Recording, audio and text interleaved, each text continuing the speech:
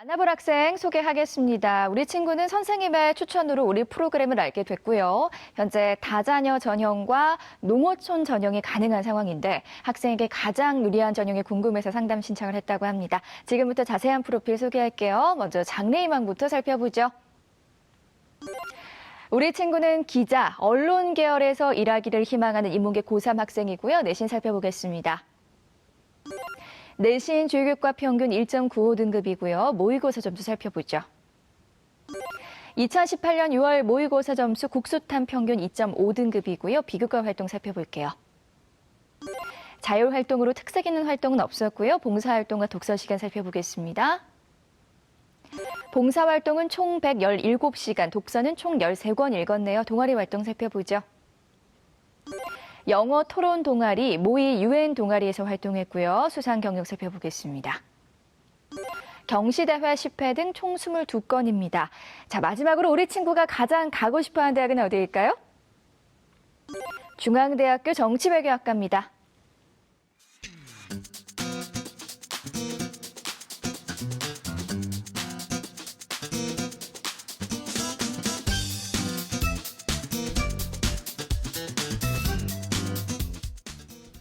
전화 연결해 볼게요. 안녕하세요. 안녕하세요. 네, 간단히 자기소개 부탁드릴게요.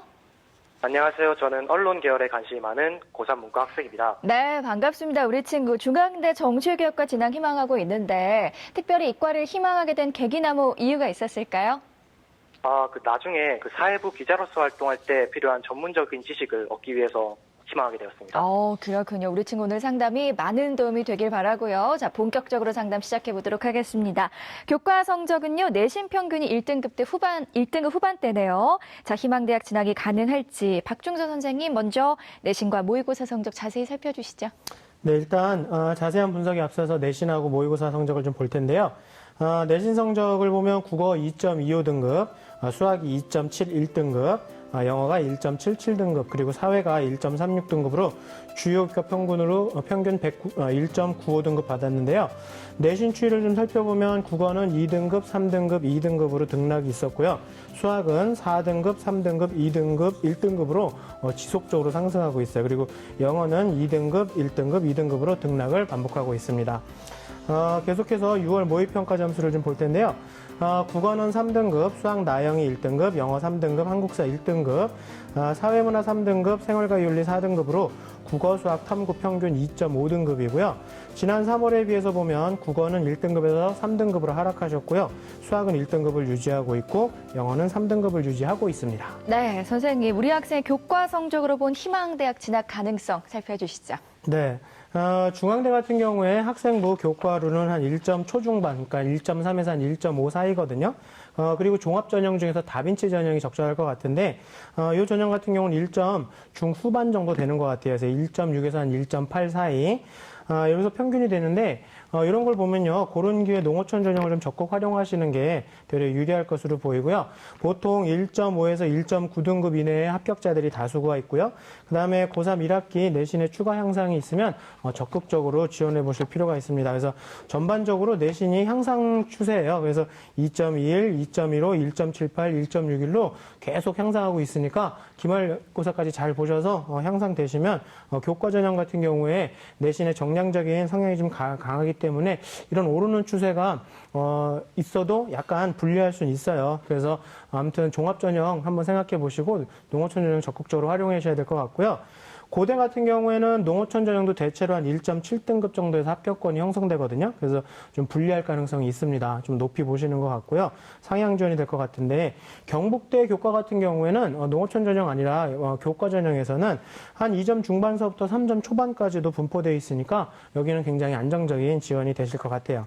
네, 선생님, 그렇다면 남은 기간은 어떻게 내신 관리를 하면 좋을까요? 이제 좀 있으면 시험 보겠죠? 네. 영어 내신을 올리셔야 됩니다. 네, 무조건 좀 상승시키셔야 될 것 같은데 지원 희망학과에서는 중요한 요소고요.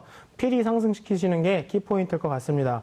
국어는 하락 후 다시 상승 중이니까 그 상태를 계속 유지해서 상승시키시면 될 것 같고요. 정말 국어와 영어는 소폭이라도 좀 향상을 시키셔야 좀 유리할 것 같아요. 그래서 상승곡선을 만드시면 여기 이제 관건이 될 것 같고요. 국어는 좀 추가 상승시켜서 지금 2.25니까 2점 초반이나 뭐 1점대까지 들어간다면 뭐 최고죠. 자, 그리고 매우 고무적인 현상이 될 것 같고요. 만약에 정말 만에 하나라도 성적이 좀 하락했다 그러면 웬만하면 자기소개서가 있는 전형을 골라보셔서 거기서 좀 변명을 하셔야 될 것 같습니다. 네, 선생님 혹시 또 우리 친구의 궁금한 점 있으시면 질문해 주시죠. 네. 학생이 지금 농어촌 전형하고 다자녀 전형에서 좀 많이 이제 그러니까 선택의 어려움을 겪고 계신 것 같은데 제가 질문드리고 싶은 거는 본인의 학업 역량이나 환경을 더 잘 어필할 수 있는 게 농어촌 전형이라고 생각하는지 아니면 다자녀 전형이라고 생각하는지 그거 물어보고 싶어요. 네, 우리 친구. 저는 네. 네, 다자녀 전형이 저에게 좀 더 어필이 되지 않을까. 뭐 특별한 이유가 있으신가요? 특별한 이유라기보다는 농어촌보다는 아무래도 다자녀 전형이 그나마 네, 우리가 좀 조심하셔야 될 게 이 농어촌 전형이나 이제 다자녀 전형 같은 경우에도 둘 다 이제 특별한 케이스의 경우인데 선발 인원이나 그 대학의 이제 합불 결과 같은 것도 좀 보면서 정량적인 값도 파악해야 되는 게 맞지만 더 중요한 게 본인의 어떤 학업 의지라던가 어떤 역경의 극복, 그다음에 그런 걸 통해서 학업 역량을 키운 게 농어촌 전형 쪽으로 적어서 자기의 전체적인 환경을 말씀하시는 게 더 나을지 아니면 자신의 가정적인 문제가 더 나을지를 판단하셔야 되는데 농어촌 전형 같은 경우도 도심 같은 농어촌이 있어요. 이름만 농어촌인. 그런 데 같은 경우에는 썩 그렇게 큰 효과를 볼 수도 없고 다자녀 전형이라 하더라도 이제 자녀만 많을 뿐 뭐 유복하게 잘 지냈다 그러면 그것도 별로 의미가 없을 수 있거든요. 그래서 둘 중에 잘 판단하셔서 본인이 좀 남다른 환경 속에서 학업 역량을 키울 수 있는 걸 자신 있게 얘기할 수 있는 게 둘 중에 어느 건지를 정확하게 결정을 하시면 좋을 것 같습니다. 네, 선생님 계속해서 정시 진학 가능성에 대해서도 살펴볼 텐데요. 모의고사 성적으로 본 정시 경쟁력은 어떨까요? 학생 같은 경우에는 표준 점수로 6월달 거 기준으로 해서 보시면요. 표준 점수로 보면 상위 누적 10.8% 정도고요.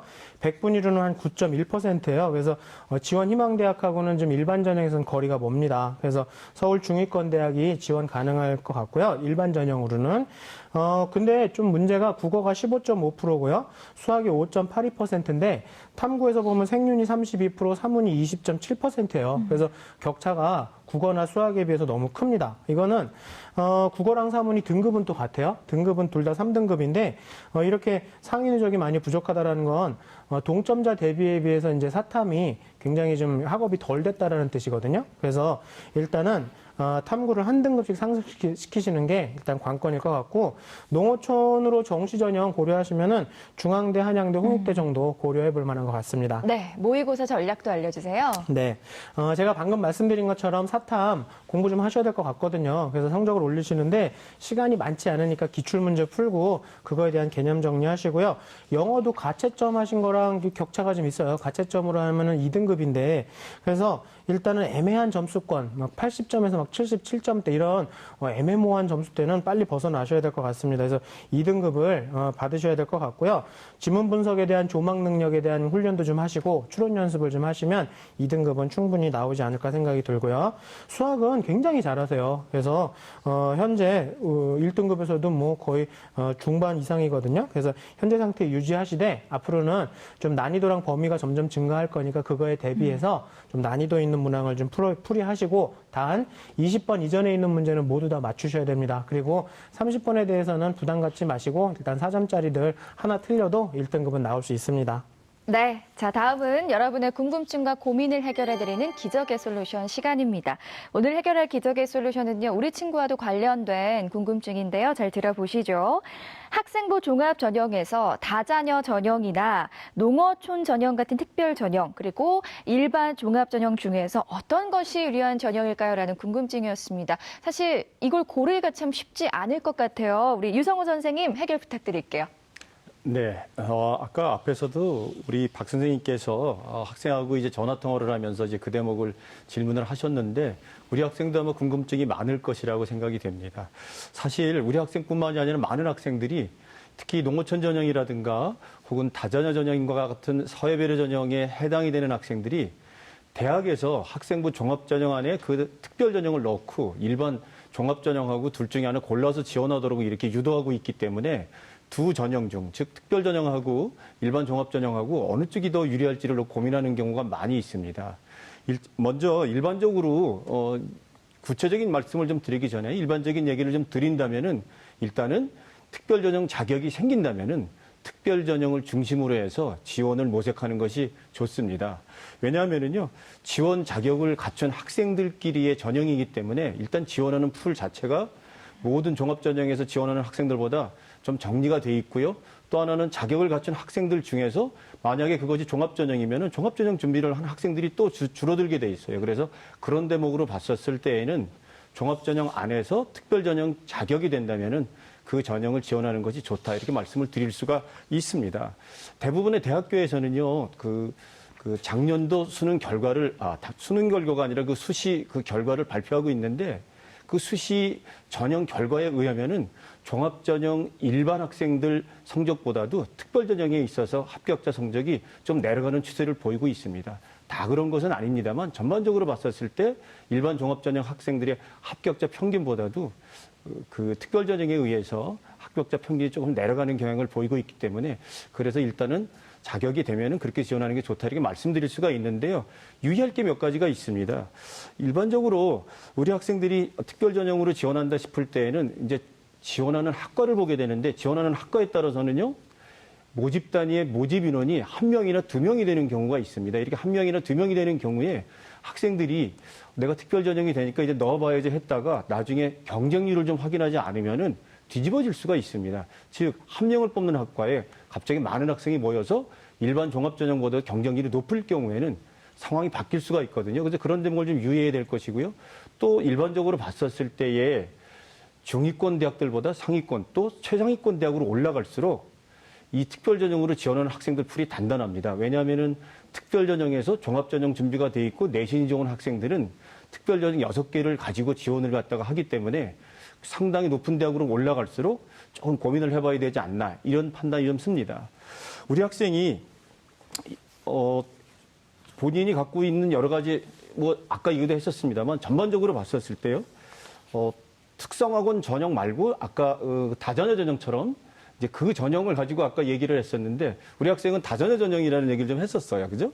그런데 사실은 제가 판단해 보건대는 우리 학생에게는 농어촌 전형으로 지원하는 것이 좀 유리하지 않을까라는 생각이 듭니다. 그게 왜냐하면은요, 일반적으로 농어촌 전형은 지원 자격이 하나로 돼 있기 때문에 자격을 하나로 구축되어 있는 학생들끼리의 전형이 될 수가 있습니다. 그런데 다자녀 전형 같은 경우에는 대학에서요, 그 전형을 사회배려 전형이나 사회에서 기회균등 전형으로 넣었기 때문에 여러 가지 전형을 혼합해서 넣게 됩니다. 예를 들어서 다자녀 전형뿐만이 아니라 부모님의 직업을 통한 그 유공자 전형이라든가 또 사회배려 전형을 갖다 섞기 때문에 지원 자격을 갖추고 있는 학생들의 숫자가 굉장히 늘어날 수가 있어서 나중에는 일반 종합 전형보다도 경쟁률이 치솟을 수가 있다. 그래서 우리 학생 같은 경우도 농어촌 전형으로 지원하는 것이 좋겠다 말씀드릴 수가 있겠고, 전반적으로 학생들도 자격이 여러 개가 될 경우에는 하나의 전형 자격을 갖고 있는 걸 가지고 지원 자격을 따져가면서 지원을 하면 좋겠다, 이렇게 말씀드릴 수가 있겠습니다. 네, 정리해서 말씀드리자면요. 네네. 농어촌 전형이 사회배려 전형하고 여러 가지 자격 조건이 된다, 이런 것들이 판단이 될 때에는 일단은 지원 자격은 하나만 있는 전형을 가지고 지원하는 게 좋겠고요. 하지만 경쟁률을 확인해서 이 경쟁률이 작년 대비로 어느 정도 치솟고 있는지를 점검하면서 지원하는 것이 좋겠습니다. 네, 자세하게 조언해 주셨고요. 자, 계속해서 우리 학생의 비교과 활동 살펴보겠습니다. 학생부 강점 대 약점 함께 보시죠. 자, 먼저 우리 학생이 생각하는 학생부 강점은요. 충실한 학교 생활, 자율 동아리 활동과 수상 경력, 사교육 없는 자기 주도적 학습, 그리고 수학 성적 지속적 상승이고요. 선생님께서는요. 성실한 학교 생활, 적극적인 방과 후 학교 참여, 그리고 경시대회 수상 경력입니다. 자, 우리 학생이 생각하는 학생부 약점은요. 봉사, 독서의 부족, 그리고 희망 전공 관련된 활동 부족을 약점으로 꼽았고요. 선생님께서는요. 개별 활동 없는 자율 활동, 진로와 관련된 독서 활동 부족, 개인적 봉사 활동 부족, 그리고 개별 활동 없는 진로 활동입니다. 네, 먼저 박성준 선생님께서 강점 구체적으로 설명 부탁드릴게요. 예, 우리 학생이 상담 신청서에서도 이제 언급을 했었는데요. 우리 학생 말대로 주어진 교육 환경 속에서 사교육에 의지하지 않고 학교 생활을 굉장히 성실하게 한 것 같고요. 그 수학 성적 향상을 학생이 이제 강점으로 꼽았었는데, 제가 판단할 때는 이제 특히 이제 방과학교 참여를 좀 적극적으로 한 것이 우리 학생이 굉장히 좀 유효하지 않았나라는 생각이 들었습니다. 그다음에 이제 모의유엔 동아리 같은 그 자율 동아리 활동, 요게 좀 눈에 많이 띄었고요. 또 이제 전공적 합성하고도 이제 관련이 되어 있기 때문에 굉장히 잘한 활동인 것 같고요. 그 수상 경력 같은 경우는 좀 양면성이 있는 것 같아요. 경시대 수상 실적이 이제 많은데 이제 이 부분은 이제 장점이 될 수 있는 것처럼 보이기도 하지만 또 한편으로는 이제 같은 경시대가 지금 학기별로 있었거든요. 그래서 이런 부분이 좀 우리 학생이 다니는 학교에서 좀 수상 같은 걸 좀 남발한 게 아닌가라는 좀 그런 좀 조심스러운 어떤 좀 판단을 좀 해보고요. 그다음에 1학년 때 지금 우리 학생 그 독서 활동을 봤더니 그렇게 책을 많이 읽은 것 같지가 않은데 다독상을 지금 받았어요.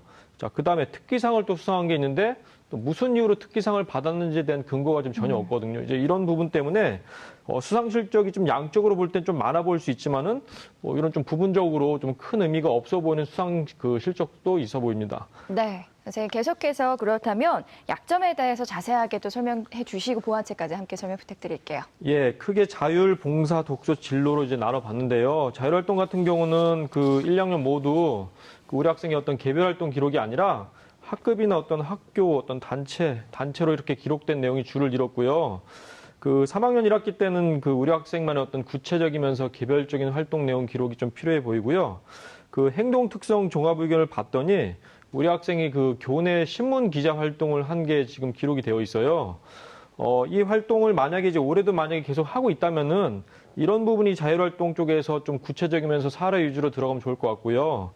또 2학년 때 학급에서 학습부장, 그다음에 학생의 간부로서 활동한 내용도 그 행동 특성 및 종합 의견에 이제 기재가 되어 있었는데 이런 게 이제 2학년 만약에 자율활동에 기재가 되었으면 조금 더 좋지 않았을까라는 생각이 들었습니다. 그 학급 자치활동이나 그 학생 자치활동 같은 경우는 그 자율활동에서 굉장히 이제 중요한 부분이기 때문에 혹여나 이제 올해 이런 관련된 부분이 있으면은 자율활동 쪽의 내용이 들어가면 좋을 것 같습니다. 두 번째 이제 봉사활동 같은 경우는 이제 117시간 이제 봉사활동을 했는데 거의 대부분 이제 교내 환경 정화 활동이에요. 그래서 3학년 1학기 때 이제 어떤 봉사활동을 추가적으로 했는지 지금 확인은 할 수가 없지만은 우리 학생이 나름대로 이제 사회 문제 관심도 많아 보이고 또 아까 사회부 기자 활동 하고 싶다 그랬는데 이런 사회 문제 쪽에 이제 해결하려고 하는 어떤 의지들이 이제 학생부 곳곳에 이제 많이 나타나 있어요. 자, 그런데 이제 주변에 이제 정말로 어려운 사람들 좀 배려하고 또 진정성 있게 도와줄 수 있는 봉사활동을 좀 거의 하지 않았다라는 게 조금 아쉬웠고요. 독서 같은 경우는 그 나름대로 성실하게 했는데 그 2학기 이제 개학 전까지 그 기자라는 직업과 관련된 독서활동이나 아니면 어떤 언론인의 윤리와 관련된 독서활동들이 좀 추가적으로 필요할 것 같고요. 다만 이제 정치외교학과를 지원한다고 했을 때는 그 희망전공과 관련된 독서활동이 이제 거의 없기 때문에 이 부분에 대한 보완도 좀 필요해 보이고요. 단순히 그 학생부에 어떤 책을 읽었다, 뭐 몇 권을 읽었다가 이제 중요한 건 아닌 거는 우리 학생은 잘 알 거라고 생각하는데 학생부에 기재된 독서활동을 이제 나중에 자기소개서 이제 어떻게 활용할 것인지에 대한 그 고민도 함께 해야 될 것 같습니다. 마지막으로 그 진로활동을 보면은 그 자율활동과 마찬가지로 1, 2학년 그 활동 내용이 거의 대부분 학교나 혹은 학급 전체적으로 이제 기록된 내용으로 보이고요. 3학년 1학기 때도 이제 그 자율활동과 마찬가지로 그 우리 학생만의 어떤 개별적인 그 모습들이 좀 기재가 될 필요가 있어 보이는데 1학년 때부터 이제 기자라는 진로 희망을 계속 가져왔잖아요. 그래서 3학년 진로 활동에서 그 담임 선생님과의 어떤 진학 상담을 통해서 그 진로 희망을 어떻게 보다 구체화시켰는지를 추가적으로 기재를 하면 좋을 것 같고요. 그 학생부 6번 항목 그 진로 희망 사항에서 그 1, 2학년 때 그 진로 희망 사유가 사실 좀 빈약하게 기재가 되어 있어요. 그래서 그 3학년 진로 희망 사유에서 좀 내용이 보다 충실하게 기재될 필요가 있어 보입니다. 네, 선생님 또 학생부를 꼼꼼하게 살펴보셨을 텐데요. 우리 학생부 중에 주목해야 할 부분이 있다면 어떤 부분이 있을까요? 네, 그 우리 학생부를 제가 지금 보면서 행동 특성 및 종합 의견 요 부분을 제가 좀 주목해야 될 부분으로 지금 그 꼽았는데요. 그 화면을 좀 보시면서 설명을 드리겠습니다. 그 1학년 때 그 우리 학생이 그 학교 신문 기자로서 신문의 기획, 발행, 기사 여러 가지 역할을 수행을 했죠. 그다음에 기획 기사 썼고요.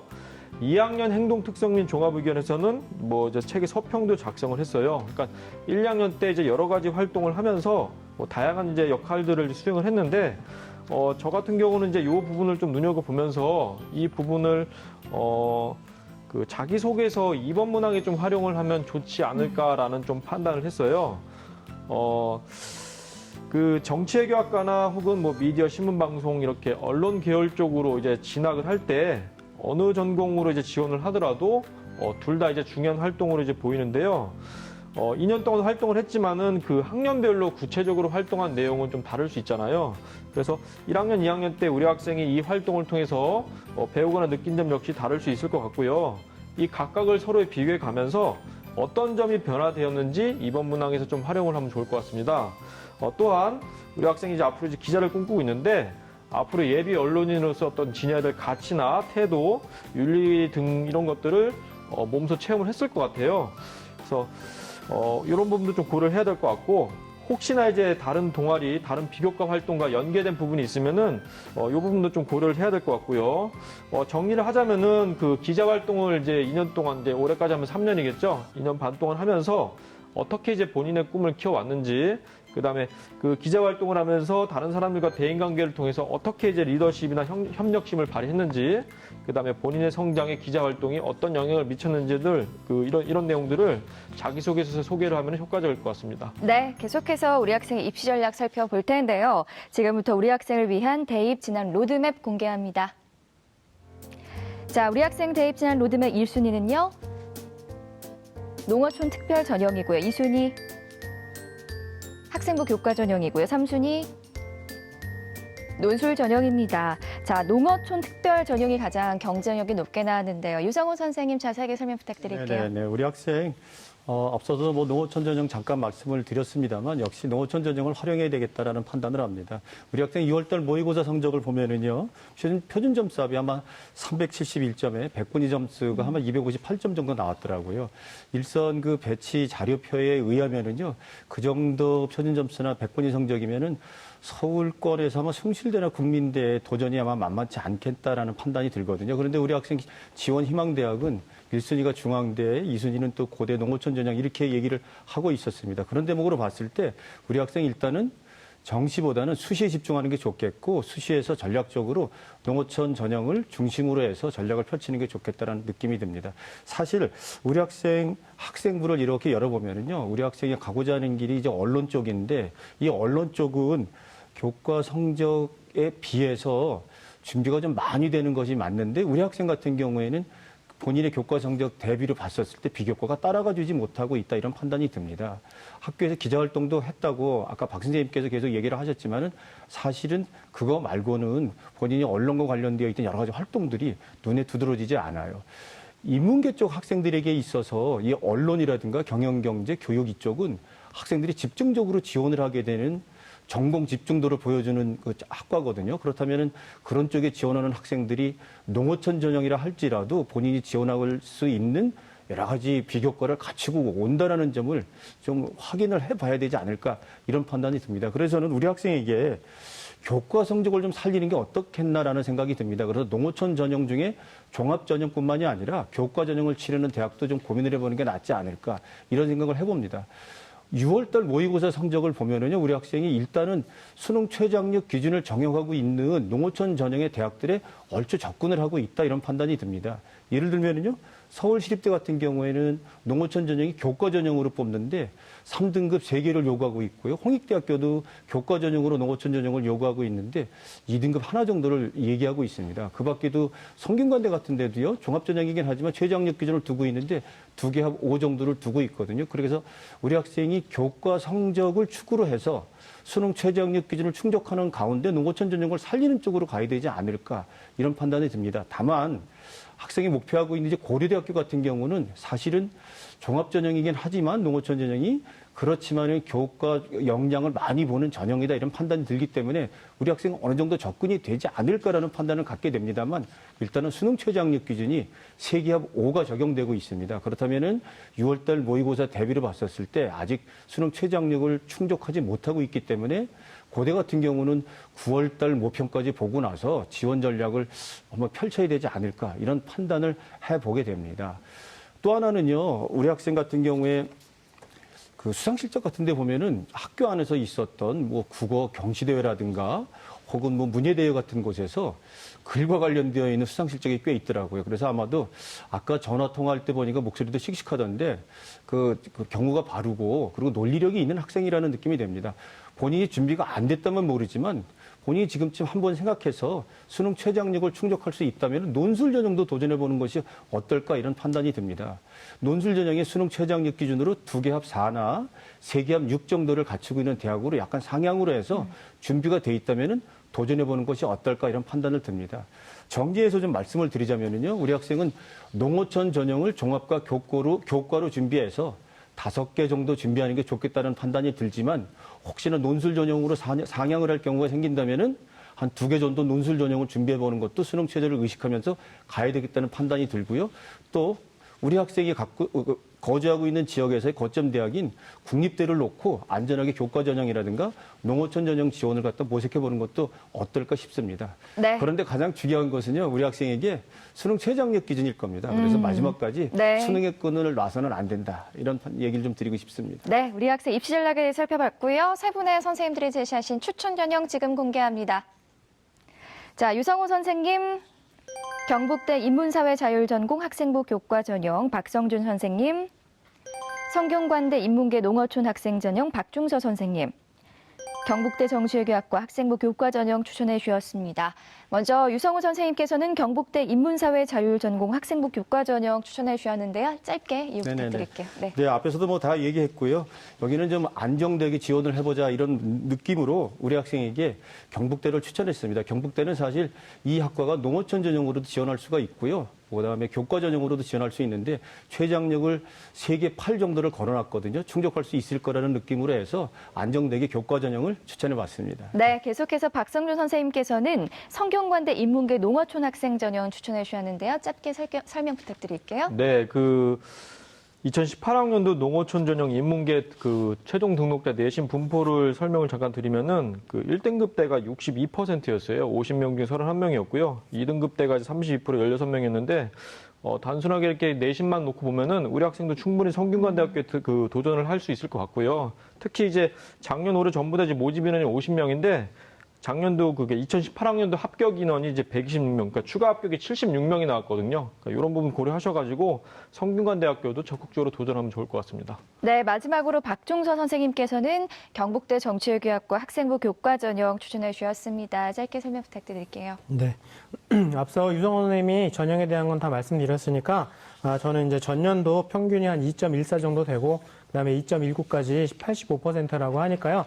현재 학생의 내신 정도면 충분히 가능할 것 같고 정치외교 쪽에도 원하는 게 있기 때문에 지원을 추천드렸습니다. 네, 우리 친구 오늘 세 분의 선생님들께서 구체적으로 상담해 주셨는데요. 오늘 어땠어요?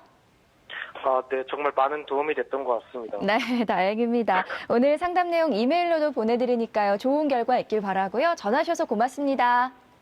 네. 네, 고맙습니다. 첫 번째 상담 마쳤고요. 우리 학생을 위한 추천 전형 다시 한번 정리해 볼게요.